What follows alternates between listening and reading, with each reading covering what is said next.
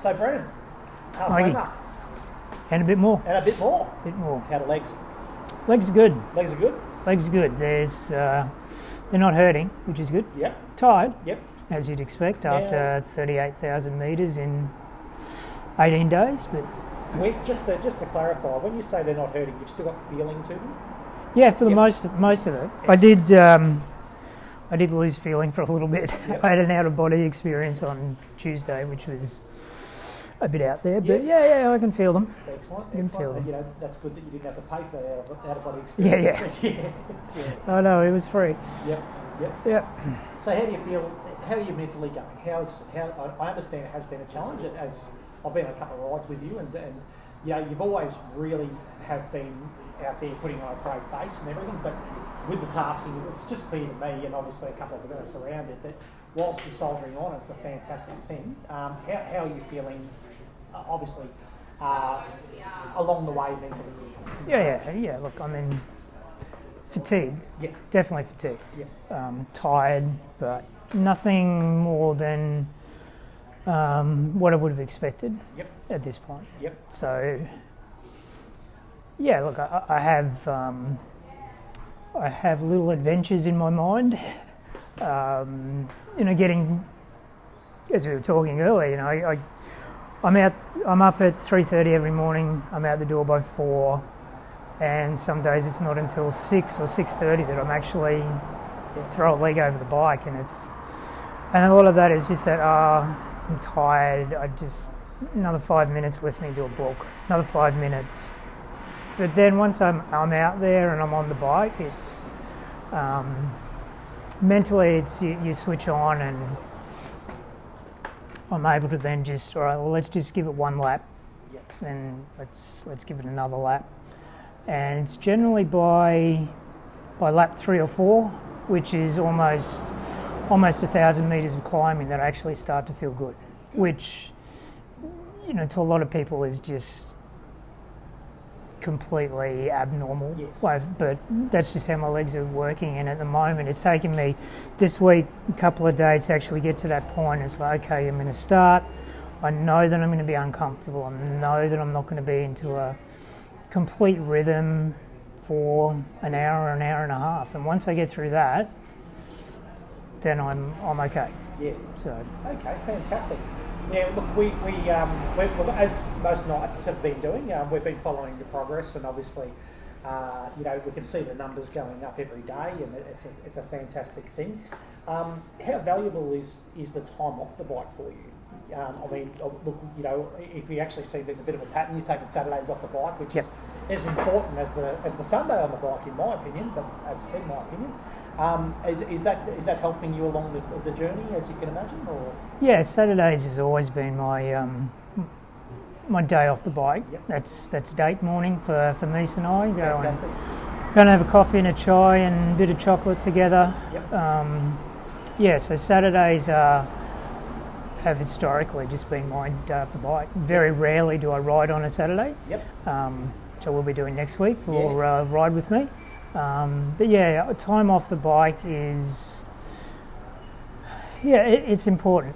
You need to have that downtime. You need to let your body recover. You need to let your mind switch off as well, because otherwise you're just going to hit a very big wall like this one, and that doesn't get you anywhere. No. Look, and that's one thing I have noticed looking at Strava and the conversations with you. It's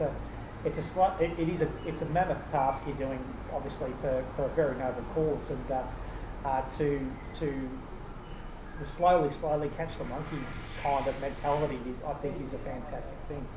And even a couple of minutes ago we were planning, obviously, or you were planning, obviously, what your strategy is going to be to get to the end. So and that's important as well, to have that plan, but also be to be flexible with it. Like this morning was absolutely horrible. Conditions on the hill. It was cold, it was wet, or cold for Brisbane standards in October, but so I had to adjust and take into account the conditions, and put safety first. That's always been my approach when I'm doing these cycling adventures is it's safety first. And if I have to change strategies or plans, well, it's just what you do. Absolutely. Which is a lot like life, really. Yes, it certainly is. You know, it's and I guess that's part of what we're here today. To mental health, raise awareness, and obviously in a lesser way raise some funds as well. Yeah, absolutely. We put some questions. We went out to the Knights group, just on the old Facebook there, and we asked for a couple of questions from a group. So, do you mind if I hit you with a couple of those? Fire away. Okay, we've got Sean Phillips who's contacted us. Yep. And Morning, Sean. He's asked, what makes you so passionate about mental health in a world that just seems to sweep it under a carpet as a general rule? So, obviously it is a pet passion of yours. The reason we can see, everyone can see that here. What is it that makes you go that way? Yeah, for me, it is a passion of mine, and that comes from a place of my history and where I've been. I've had my own mental health issues in the past, which I've been open about.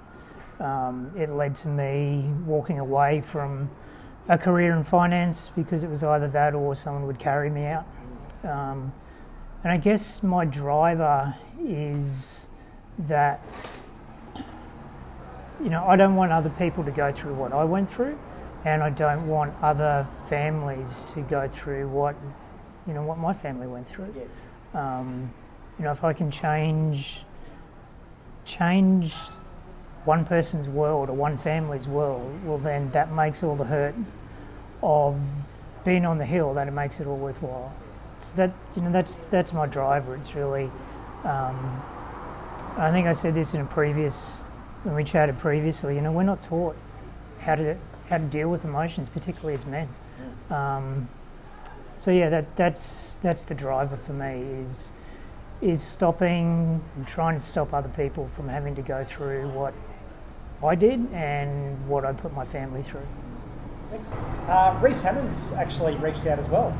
So obviously said, absolute respect. In any endurance event, I love hearing people's answers to this.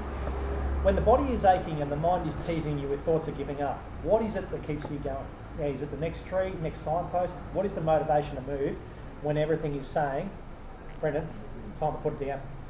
And he says, keep at it, mate, which, there's no bones that you won't do that. So, yeah. Yeah, so I guess there's two parts to that. There's when I'm actually on the bike and going up the hill, doing laps of a bridge. Yeah, you pick out different signposts, be it a tree, be it an actual signpost, and it's, I'm just going to chip away to that one.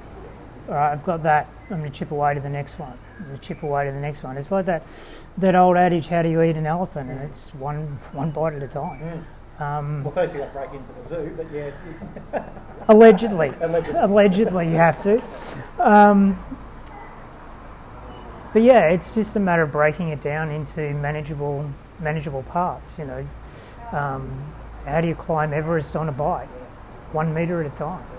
And if that's how you got to do it and that's what you got to do to get through it, well, that's what you do. It's just, because if you look at it as the whole, it's insurmountable. So break it down into manageable bits and then just celebrate. Give yourself a little mental pat on the back as you hit that signpost and then the next one. Or as you tick off the laps, whatever it is, just celebrate those little victories. So they're the ones when I'm actually out there on the bike. When I'm sitting in the car and it's raining and it's a little bit cool and it's dark and the last thing you want to do is get out of the car. There's different strategies, and for me it's okay, go back to the why. Why am I here? Why am I doing this? Why am I putting myself through this? What's my driver? Not what's my motivation, because motivation is pretty much a fair weather friend. Anybody can be motivated to exercise, anybody can be motivated to go to the gym, to go for a bike ride, but when you open the front door and it's pissing down rain, or it's snowing, or it's freezing cold.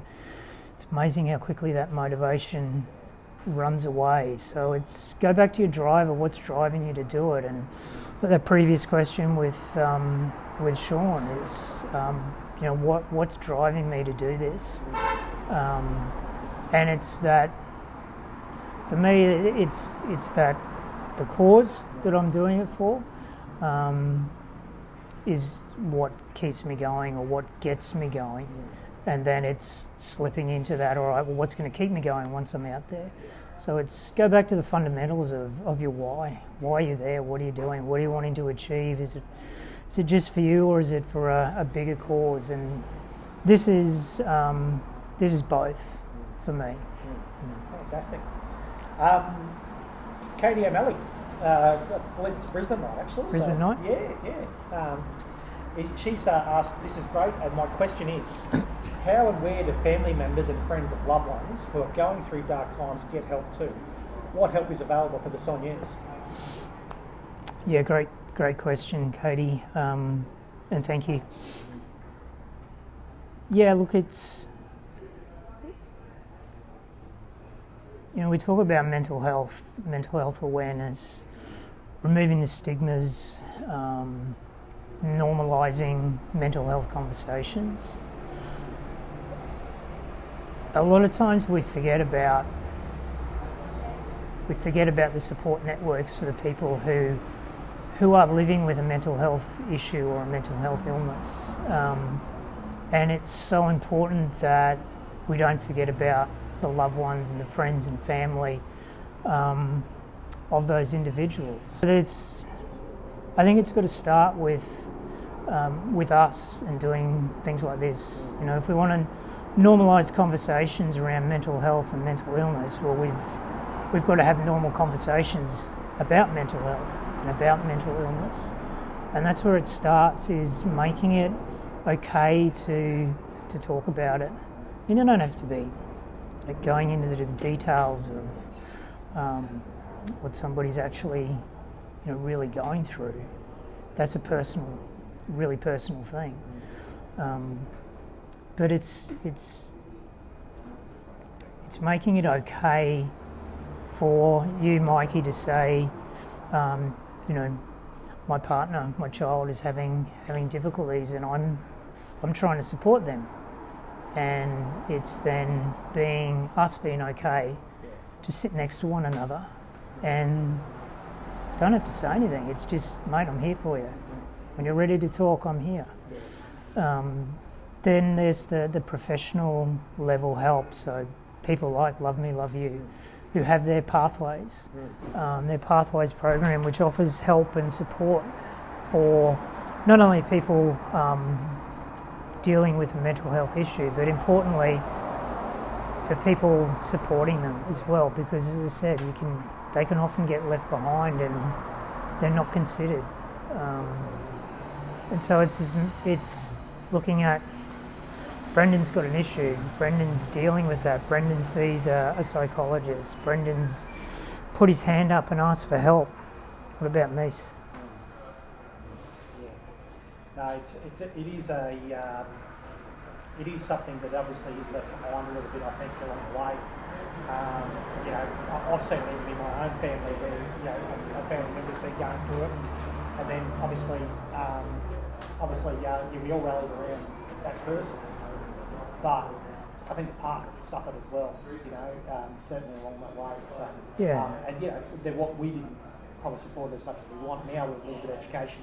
Couple of years on, I certainly would love to go back to my older self and tap that person on the shoulder as well. So there is, obviously, it's a fantastic thing that's getting out there. Yeah, and part of this adventure that I'm on is, as you said, it's the raising money. Yeah. It's raising funds to help Love Me, Love You continue the work that they're doing, and part of that is they have pre and post, if I can put it that way. They have programs like their Welfare Warrior, which is there to help people to understand the signals, to understand the signs that somebody may not be doing okay, and how do you support them through that? How do you get them to a point where they are comfortable enough to be asking for help. Yeah. And then how do you sit with them? How do you walk with them through that? Because, you know, we as Knights of Suburbia, our motto is never alone. Love Me, Love You's motto is never alone. They also have another one, which is no one travels their journey alone. And that's a huge one, because for me that captures the fact that, yep, as somebody who's dealing with mental health issues, you're on a journey to get well. You're on a journey to betterment and wellness. But you've got somebody there with you who is suffering as much as you are, and not being able to help. You need to recognise that person and those persons, and be there to ask Brendan how you're doing, but also acknowledge how is Mies doing, how's she coping, how's Joseph coping with what Dad's going through. Yeah, no, I think certainly on the bike rides I've done with the Knights over the last couple of years, I've noticed that I've actually noticed everyone asks how you are, and I've noticed a good amount of people actually ask how my family is. And at the start, it was the new to the group. It was a bit cynical for me. It was, oh yeah, they don't care, they don't know.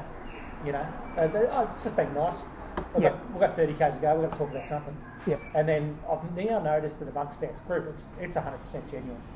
You know, they're asking because they care. So it's a really good community we've got. Yeah, it's fabulous. Speaking of our community, one of my personal favourites, Gary Jennings, he's come with a question. Yep. And so his first question, he's got two-parter. How many passengers have you picked up along the way, and have you named them? No, Gary, I haven't named them, and there's been several. But yes, they're being dealt with, shall we say. Okay, well that sounds both menacing and terrifying. But absolutely.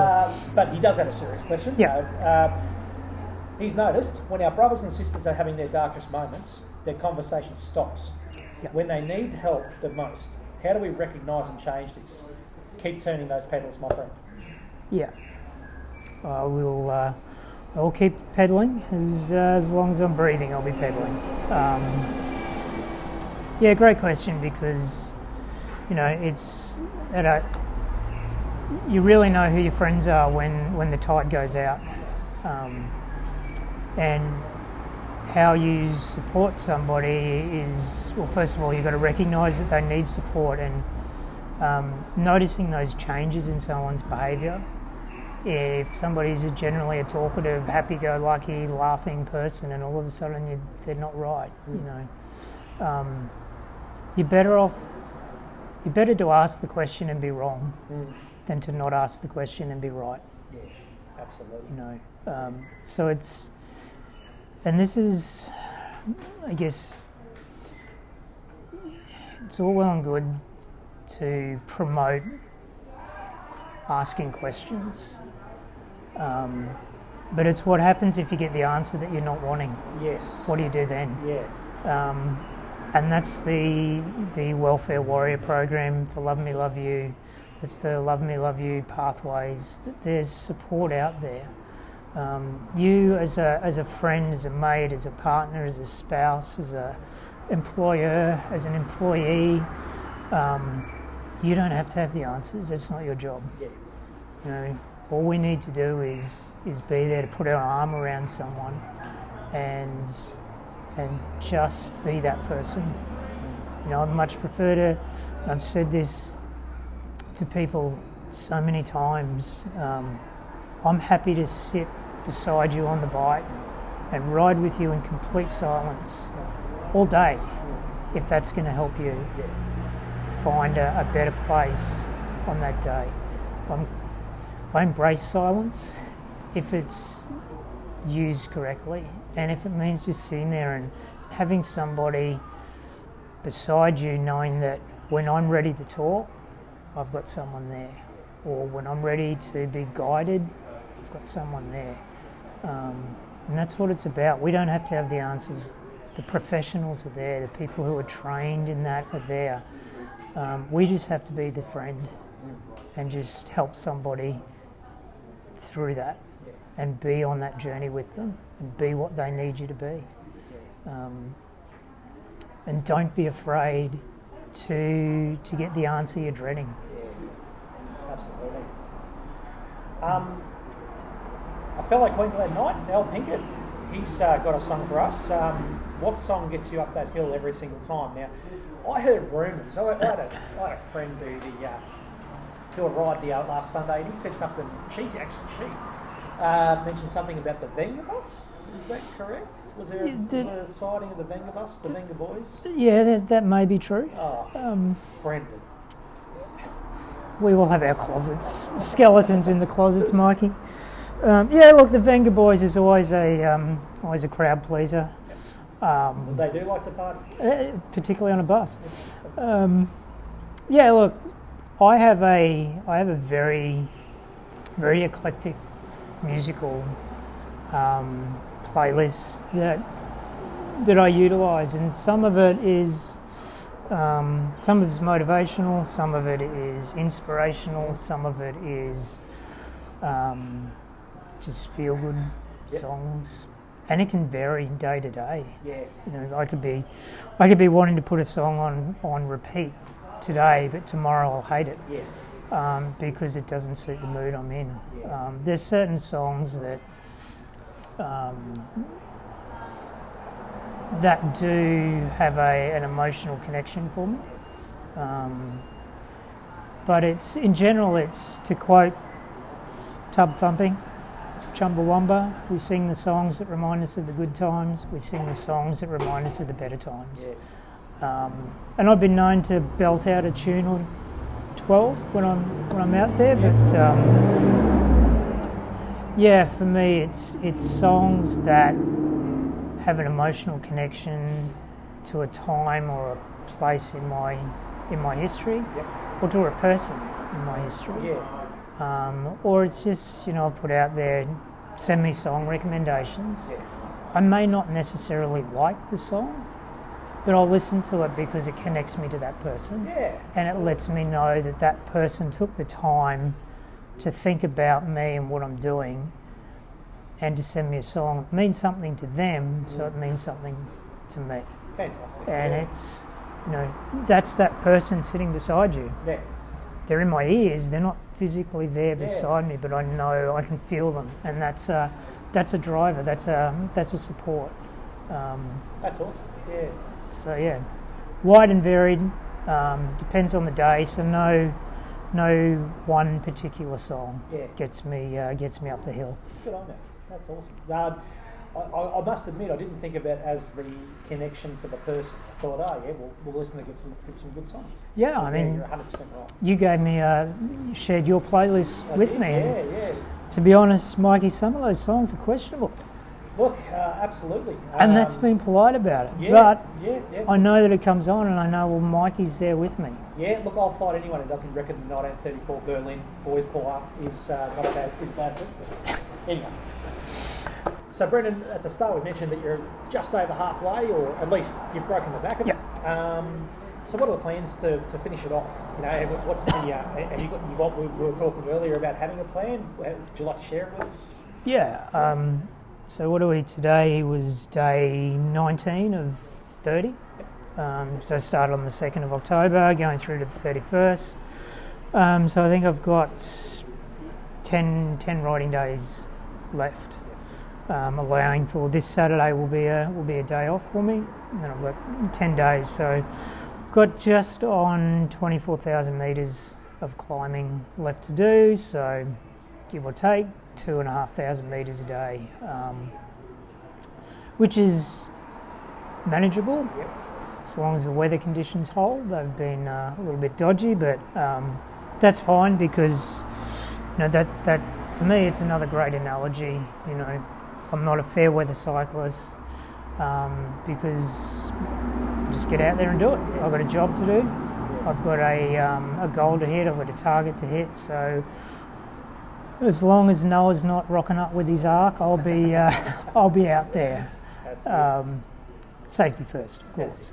But the plans are But over the next probably 5 days, I'm going to try and really break the back of this 24,000 because Saturday and Sunday week we have Ride With Me, which is our main fundraising event for Love Me Love You. So that'll be Saturday, doing a 220 odd kilometre ride. 223, 1,200 metres. 223 with you, Mikey. Yeah, I'll be there. Yeah. Yes, you will be. You'll be sitting in front of me. Yeah, actually, you probably deserve a toe after this mountain bike. So So we've got that as our challenge ride on Saturday week, and then on Sunday we've got our social ride. Just a nice social supportive ride down to the bay and back again. Yep.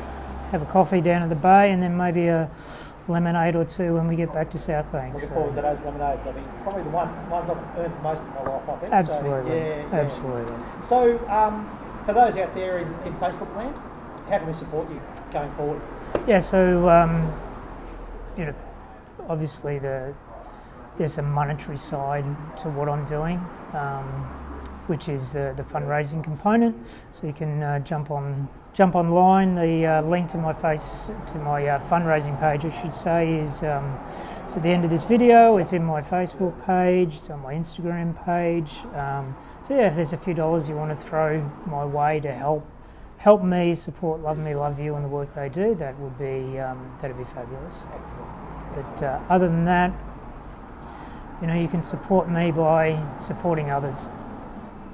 If there's somebody out there that you haven't spoken to in a while, pick up the phone, give them a call, just saying hi. If there's someone you think might be struggling a little bit, pick up the phone, send them a message, give them a call. If you're not feeling well yourself, that's okay. You can support me in what I'm trying to do by just putting your hand up. If somebody needs someone to sit next to them, contact me. I don't care where I am or what I'm doing, just contact me and I'll sit there with you.